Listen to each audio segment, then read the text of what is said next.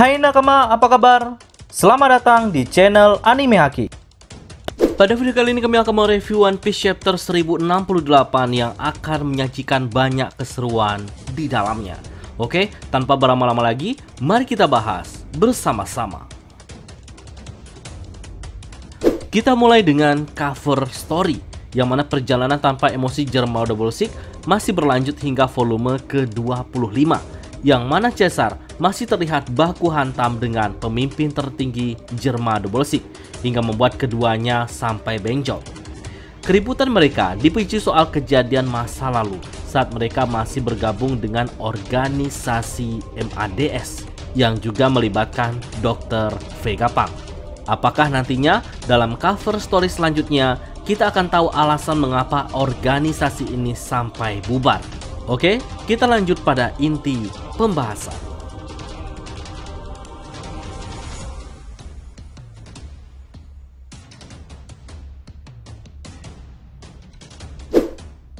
Di chapter ini kita melihat Pythagoras sedang berkomunikasi dengan CP0, yang mana CP0 ingin mengembalikan Seraphim Kuma, tetapi akses mereka hanya diperbolehkan untuk Seraphim Kuma saja, sedangkan CP0 tetap dilarang untuk masuk dengan alasan apapun.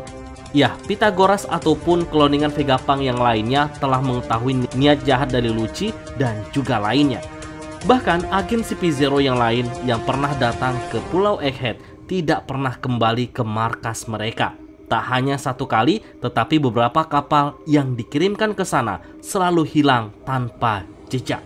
Ya, hal ini besar kemungkinan dihancurkan oleh monster laut yang menjaga perbatasan Pulau Egghead.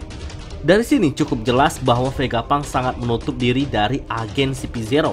Hal ini cukup masuk akal karena di pulau ini menyimpan banyak rahasia yang berkaitan dengan kerajaan kuno dan itu sangat berbahaya untuk diketahui oleh mereka.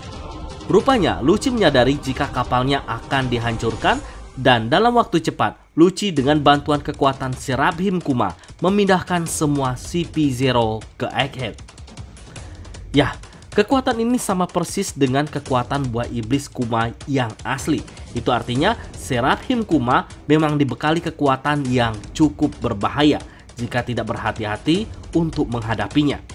Melihat semua agen CP0 sudah berada di Pulau Egghead, maka Saka langsung memerintahkan semua pekerja dan peneliti dievakuasi ke lab. Sedangkan S-Snake, S-Hawk, dan S-Shark dipersiapkan untuk bertarung menghadapi mereka, yang mana orang yang mengendalikannya adalah Santomaru. Jika nakama masih ingat, Santomaru adalah orang yang mengendalikan Pacifista di alur Sabaody dulu dan pernah bentrok juga dengan Luffy. Santomaru merupakan pengawal dari Vegapunk yang mendapatkan kepercayaan penuh untuk mengendalikan robot ciptaan Vegapunk, dan juga ia adalah komandan unit pengetahuan.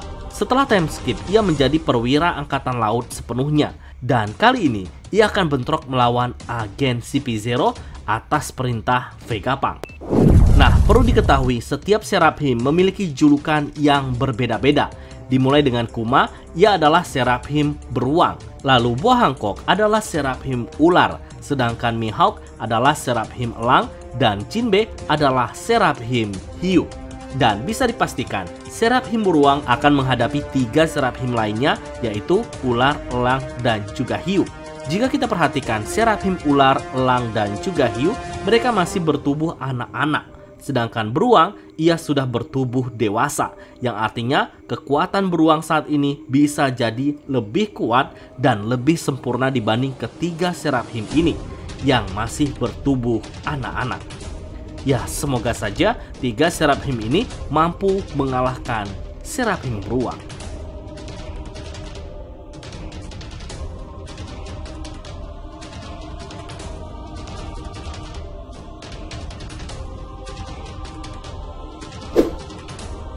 Di chapter ini, kita pada akhirnya mengetahui jika Luffy menyetujui untuk membawa Vegapunk pergi dari Pulau Egghead. Dan seketika, Vegapunk yang kegirangan segera bersiap untuk mengemas barang-barangnya.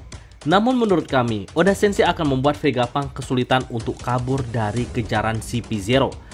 Dan di sisi lain, Kaku, Lucci, dan lainnya kecuali Stussy, mereka terlihat meremehkan wilayah kekuasaan Vegapunk ini, yang bisa saja menurut mereka seorang ilmuwan tidaklah pandai bertarung, bahkan pertahanannya pun juga mudah diantisipasi. Tapi itu salah besar. Vegapunk telah menyeting pertahanan sebaik mungkin. Bayangkan saja Kaku yang berusaha melewati kubah pelindung, ia terkena serangan laser yang membuatnya sampai gosong. Stussy sepertinya cukup paham dengan wilayah Vegapunk ini dan meminta rekan-rekannya untuk terus berhati-hati. Nah, dari kejauhan Atlas mendatangi agen CP0 untuk menghajarnya. Meski sudah diperingatkan oleh Sokka agar tidak melawan CP0, namun tampaknya Atlas yang kesal langsung melayangkan sebuah pukulan ke arah Lucci, tapi naasnya serangan itu belum mengenai lawannya, yang ada Atlas lah yang langsung dibuat KO, dihajar Lucci menggunakan teknik Rokushiki-nya, yang mengakibatkan sebagian wajah Atlas hancur. Dari sini kita tahu bahwa agen CP0 terutama Lucci, dia memang berniat menghabisi semua Vegapunk beserta semua kloningan tanpa kenal ampun dan belas kasih.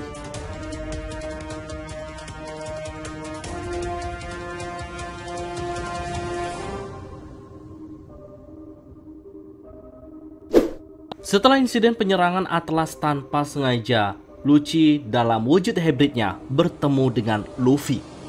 Yang mana Luffy yang sedang membawa Bonnie yang masih pingsan akibat serangan serangga, yang mana Luffy akan menuju ke lab Vegapunk menggunakan vacuum rocket. Namun langkah Luffy harus terhenti saat melihat ada Lucci. Lantas, apakah Luffy akan langsung bertarung? Di sini kami memiliki beberapa spekulasi. Yang pertama, Luffy akan tetap pergi ke lab tanpa harus menghiraukan Lucci. Meski pada akhirnya nanti, Luffy akan bertarung melawan Lucci yang telah banyak melakukan kerusakan dan masih terus mengejar Vegapunk. Dan spekulasi yang kedua, Luffy langsung menghadapi Lucci yang telah menghancurkan Atlas. Seperti yang kita ketahui, Atlas adalah karakter yang telah menjadi teman Luffy. Dan Luffy tidak pernah tinggal diam jika melihat temannya dihajar oleh orang lain, apalagi sampai hancur seperti itu. Nah, mana menurut kalian yang paling mungkin terjadi?